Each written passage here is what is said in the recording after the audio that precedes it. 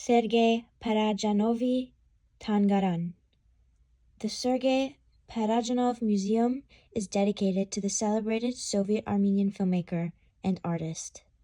It stands as one of the Yerevan's most visited cultural sites, showcasing the breadth of Parajanov's artistic and literary legacy.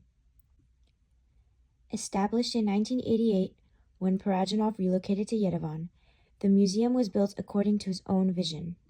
He personally selected the location and influenced the design of the museum to reflect his creative ideals.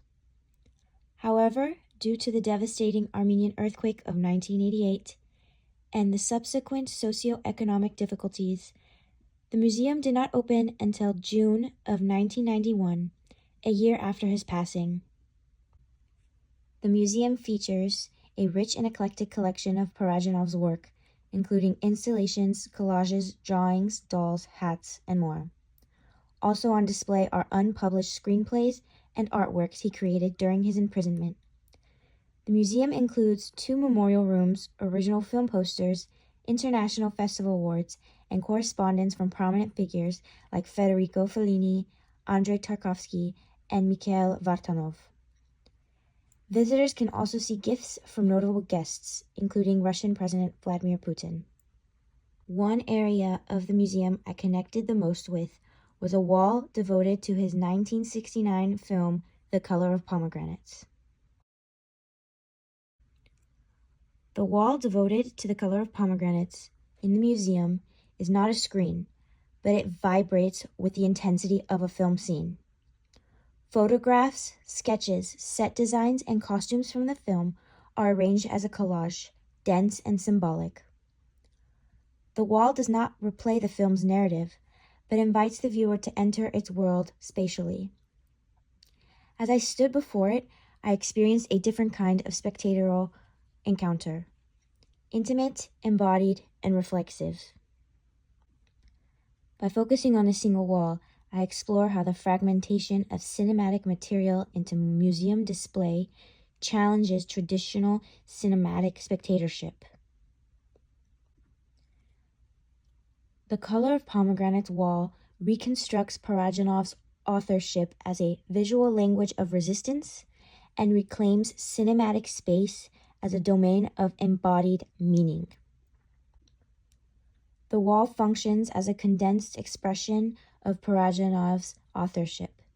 Even without motion or narrative continuity, his style is unmistakable. Religious iconography, Armenian textiles, poetic imagery, and tableau-like compositions evoke the surreal aesthetics of The Color of Pomegranates. Andrew Sarris once said, "A director must exhibit certain recurring characteristics of style which serves as his signature."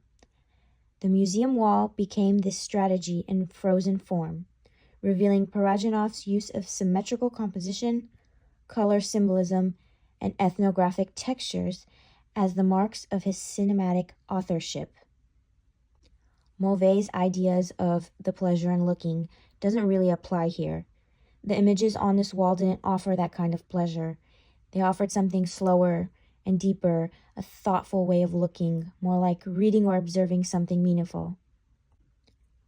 In regards to how we look, our gaze, the male gaze, Laura Mulvey's ideas explain how traditional films often show women in a way that makes them objects for men to look at. But The Color of Pomegranates doesn't follow this pattern. Even in the original film, the main character isn't shown as someone to desire. He's shown as a symbol of culture and memory, placed carefully in still staged images. On the museum wall, these images become even more distant from normal storytelling. I didn't feel like I was watching a story or a person. I felt like I was looking at something sacred, like a religious icon. It was less about watching and more about thinking and feeling. The images didn't try to control me or grab my attention through action or emotion. Instead, they invited quiet reflection. Parajanov wasn't interested in traditional storytelling.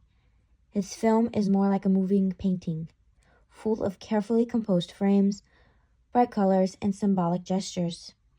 In the museum, these compositions are taken out of time. They become pure form, disconnected from any narrative. Rudolf Arnheim, a key voice in formalist film theory, said, "Art begins where mechanical reproduction ends." Parajanov's art lives beyond realism. His images aren't meant to imitate life. They're meant to evoke feeling, memory, myth. And on that museum wall, they finally get the stillness they deserve. The Parajanov Museum gave me a new way of experiencing cinema. There was no screen or moving picture, but I still felt deeply connected to the film. I looked slowly, felt the textures, thought about the meaning of each image. In a dark cinema, we lose ourselves in movement, but in a museum, we stop, we stare, and we reflect. Experiencing the color of pomegranates this way reminded me that cinema isn't only about story or sound. It's also about form, space, and image. The Sergei Parajanov Museum doesn't just preserve his legacy, it reframes it. It turns his cinema into visual poetry that we can look at, think about, and feel, one frame at a time. Shinor Hagala Chun. Thank you.